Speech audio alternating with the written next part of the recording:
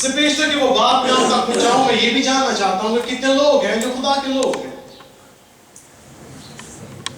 आज सब कितने हैं जिस छत के नीचे जो कह सकते हैं कि वो खुदा के लोग हैं, खुदा के चुने हुए लोग हैं? अपना हाथ दिखाएं। Praise God. If you are God's people, then God has His best for you. अगर आप खुदा के चुने गए लोग हैं तो खुदा प्लीज अपने मोबाइल बंद कीजिए। अगर आपको प्रेसिडेंट जरदारी भी कॉल कर रहा हो तो अपने मोबाइल को बंद कर दीजिए। Nothing more than that. अगर आप खुदा के चुने गए लोग हैं तो खुदा आपके लिए बेहतरीन रखता है। That's what I believe for me. मैं अपनी जिंदगी के लिए ये ईमान रखता हूँ। कितने लोग मेरे साथ आमीन कह सकते हैं?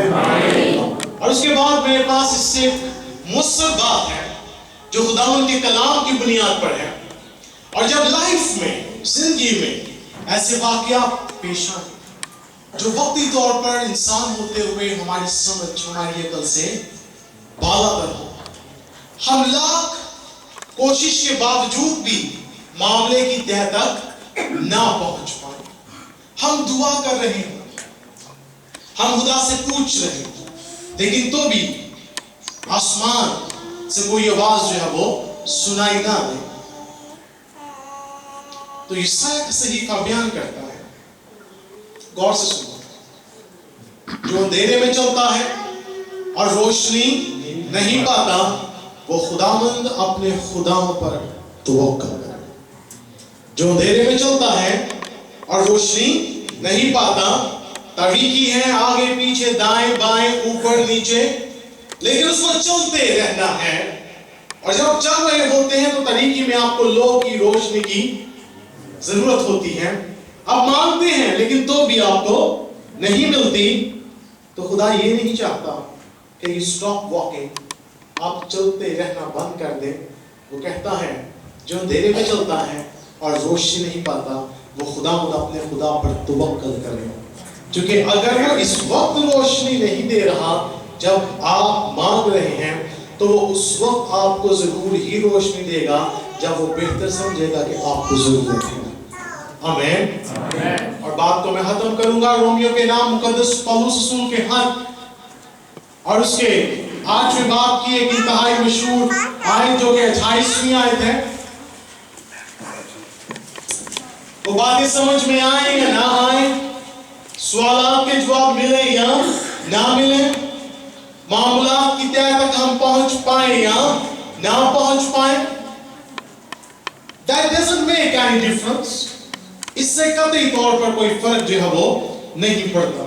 कितने लोग इस बात पर ईमान रखते हैं कि खुदा का कलाम जो है वो ला तब्दील है, मुअस्सर है और इस लायक है कि उस पर ईमान रखा जाए? रोमियो के नाम खत लिखते हुए मुकद्दस पौलुस रसूल 8वें बाब की 28वीं आयत में कहता है, और हम जो ईमानदार हैं हमें मालूम और हमको मालूम है कि सब चीजें मिलकर, कौन सी चीजें? कितनी चीजें?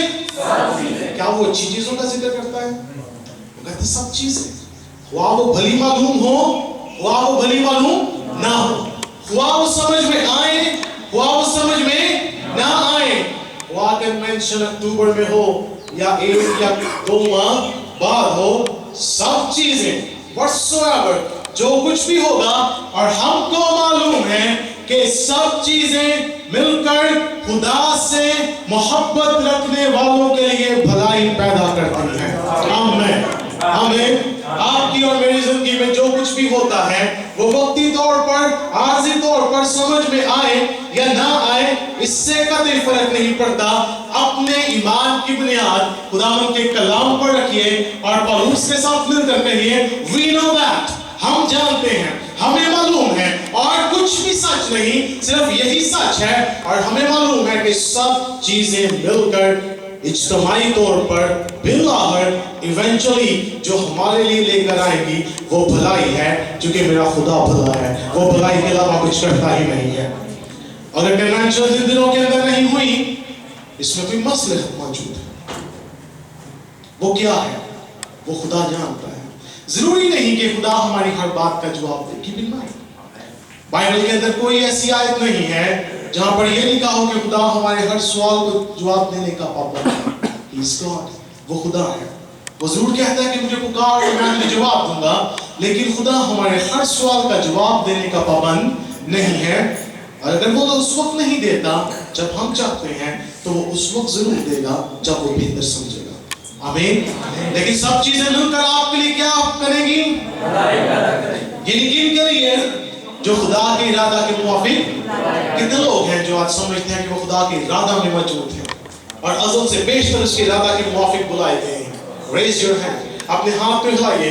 अब अपने दाहिने हाथ को फिजा में बुलंद कीजिए और कहिए, मैं जानता हूँ ये सब चीजें मेरी जिंदगी में मिलकर तमाम हालात, तमाम वाक़यात मिलकर मेरे लिए सिर्फ और सिर्फ भलाई पैदा करेंगे। भलाई के अलावा मेरी जिंदगी में कुछ हो ही नहीं सकता। इसलिए जो कुछ भी मेरे गिरदोनुमा में हो रहा है, जो कुछ मेरी जिंदगी में हो रहा है, जो कुछ मेरे हालात में हो रहा है, इससे फर्क नहीं पड़ता कि क्या हो रहा है। मुझे ये मालूम है कि सब चीजें मिलकर मेरे लिए भलाई पैदा करेंगी, क्योंकि मैं खुदा से मोहब्बत रखता हूँ और उसके इरादा के मुवाफिक बुलाया गया हूँ। आमीन। Praise God. अगर आज के बाद भी आप तक पहुंचे और आपसे कहे आपकी कन्वेंशन इस दफा उन तारीखों में नहीं हुई, तो कहिए कुछ भलाई होने को है। Don't give explanations. किसी को कोई लंबी चौड़ी तफसील मत दीजिए। उसे कहिए God is going to do something good. खुदा कुछ भला करने को है और भलाई आपसे छूट ही नहीं सकती, क्योंकि ज़बूर नबी दाऊद कहता है यकीनन। यकीनन का मतलब क्या होता है? यकीनन का मतलब है पक्का, श्योर, दैट्स श्योर। यकीनन का मतलब यही है। वो कहते हैं यकीनन रहमत और भलाई 1 महीना,